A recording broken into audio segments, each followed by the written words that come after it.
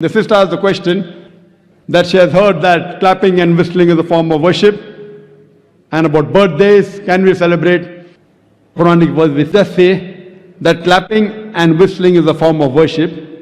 So but natural, in our worship we cannot clap, we cannot whistle. But what about normal clapping? There are difference of opinions between ulamas. Some of the sheikhs say that clapping is not right.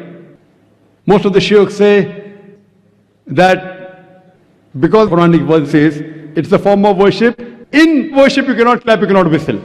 But otherwise, generally, if it's a culture, as long as it doesn't go against the Quran and Sharia, if it's a gesture of appreciation, best is Allahu Akbar, mashallah, no problem. But clapping will not come in the haram category, it will come in mubah category. Difference of opinion. Difference of opinion. Most say it is mubah, some say it is haram.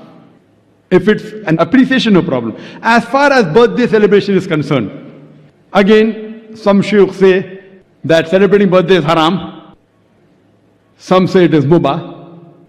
I personally feel that celebrating birthday of personalities, especially of religious leaders, etc., it leads to shirk. Celebrating birthdays of Prophet, like whether it be Christmas, celebrating birthdays of religious personalities, it leads to shirk. But celebrating birthday per se, it can be called as makruh, because there's no hadith which says that do not celebrate birthdays. I don't know any hadith. But does say that do not imitate the kuffar. So therefore celebrating birthdays of religious personalities, I feel it leads to shirk. But celebrating birthdays per se, I would call as makruh, because it leads you away from Islam, like dancing and music, etc. But if someone says, I want to celebrate birthday and give Islamic lecture, I cannot say it is haram. So how you celebrate birthday depends. Some of the scholars say that birthday is haram.